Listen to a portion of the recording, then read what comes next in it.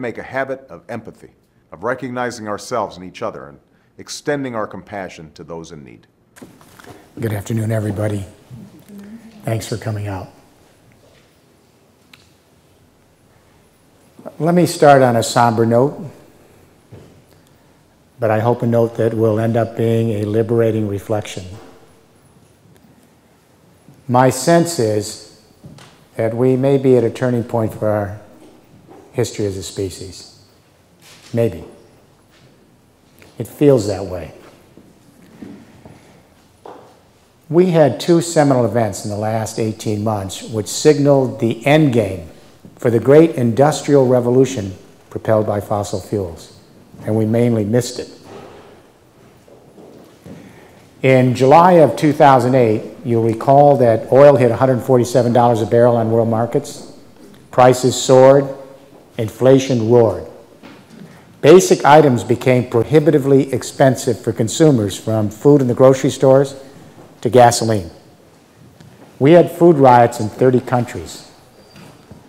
Purchasing power plummeted all over the world. The entire economic engine of globalization shut off in July 2008. That was the meltdown. That was the earthquake. That was the end game for the industrial age. The collapse of the financial market 60 days later was the aftershock. Our leaders are still attending to the aftershock and have no clue about the end game. Why did oil peak at $147 a barrel in July 2008? Because of something called peak oil per capita. Now, do not confuse this with peak oil production. They're two different things. Peak oil production is when half the world's oil reserves are used up on the classic Hubert bell curve in geology. When half the oil reserves are used up, that's the end of the oil age, because the price becomes prohibitive on the backside of that bell curve. There's some controversy in when we hit peak oil production, but it's narrowing. Back in 2001, the International Energy Agency, they were the optimists, they said at a 2% growth rate in the use of energy by consumers, this was before India and China made their bid to be part of this industrial age revolution, we would peak around 2035. Not much time, but a little breathing room. In the last 8 or 9 years, however, some of the great geologists in the world have gone back and looked at the gas and oil reserve figures in the oil-producing countries with better computer simulation models.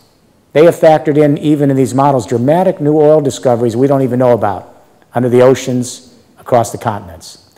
They've even factored in 80 to 90% efficiency in getting the remaining oil and gas out, which is very optimistic. But the new model suggests we peak somewhere between 2010 and 2020. One of the world's great geologists, Simmons, said we peaked a year ago. The North Sea peaked several years ago.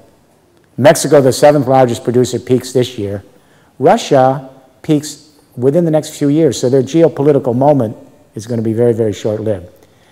I don't know who's right, the optimists or the pessimists, but they're only arguing now about a few years. I noticed the IEA, the International Energy Agency, now says supply crunch 2014. Regardless of who's right, the pessimists or the optimists, they're now arguing about 10 or 15, 20 years. That is a very small window to rethink the entire energy of the planet and all of civilization. It takes my breath away. But the reason we had what I call peak globalization at $147 a barrel, that is the wall for globalization based on fossil fuels, is peak oil per capita. That happened 30 years ago, in 1979, at the height of the auto age. If we were to distribute all the oil reserves we knew that we had at that time to everyone alive at that moment, that's the most each person could enjoy if we distributed it equitably. We found more oil since then, but population rose quicker, so you see where I'm going. When China and India made the bid to take 1/3 of the human race and bring them into the industrial age based on fossil fuels, the demand pressure against supply was too great. Prices went up because everything is embedded in or moved by fossil fuels. Our petrochemical fertilizers and pesticides for agriculture, virtually all of our pharmaceutical products are still petrochemical based. Most of our clothes, all of the construction materials of civilization, our power, transport, our heat, our light, our logistics, our supply chain, this entire civilization called the industrial age is built on the carbon deposits of the Jurassic era. And so when a third of the human race came into the game, the demand pressure was too great, and we short-circuited at 147 a barrel. This is peak globalization. No way to get through the wall. Right now, you notice the economies of the world are slightly starting to grow again. That's because the depleted inventories have to be replenished. But what's happening? Oil's going over 80 a barrel again. That's the magic number. So what I've asked my colleagues is explain to me, my economic colleagues, explain to me how we get through that wall. Every time we try to regroup, grow the economy, the demand of all the people on the planet is going to be too great. Inflation will hit, prices will go up, and we'll short out at 147 or less a barrel. This is the end game for an industrial revolution, a great energy regime that's lasted 2 centuries. This is what G2, G8, G20 is in dealing with. Fast forward, December 2009, Copenhagen. Our world leaders come together after years of negotiations to deal with the entropy bill for the industrial age, the spent CO2 from 2 centuries of using the carbon deposits of the Jurassic period. Our UN climate panel, the scientists tell us that we may see a 3-degree rise Celsius in temperature in this century from climate change induced by CO2, human-induced CO2 releases. It could go much higher, but to give you this in perspective, if we only go up 3 degrees, that takes us back to the temperature on Earth 3 million years ago in the Pliocene. Different hydrological cycle. That's what's crucial here. And I wish Al Gore and others had mentioned this in their information. Here's the real problem. For every 1 degree centigrade that the temperature of this Earth goes up, the atmosphere absorbs 7% more of the precipitation from the ground. 1 degree up, 7%. 2 degrees up, you see what I'm saying? What we're seeing is the entire hydrological cycle dramatically shifting in a short moment of time. And our plants, our animals, our ecosystems simply can't adjust to this. That's why what you're seeing is more floods, more droughts, more wildfires. That's climate change. We're in real time. And just a few months ago, the United Nations FAO, Food and Agriculture Organization, met in Rome this fall. We have 1 billion people going to bed hungry tonight, mostly because of climate-induced change that's affecting our croplands and our yields. Never before has 1 out of every 7 human beings gone to bed without access to enough food to feed themselves. It gets worse. I advised the European Union.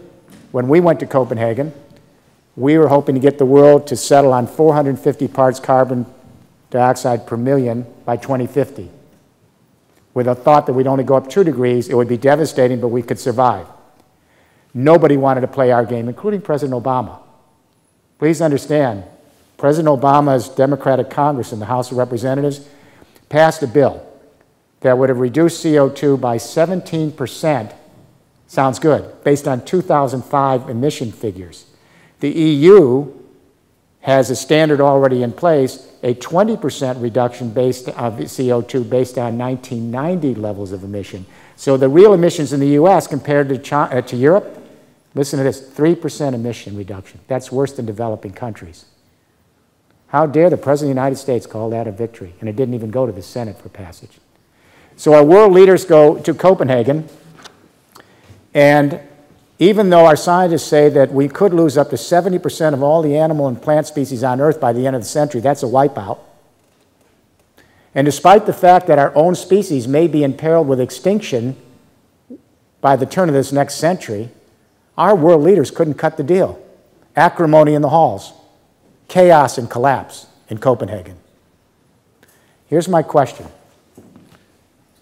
Why is it that our world leaders were simply unable to anticipate or respond to the actual collapse of the Second Industrial Revolution in July of 2008?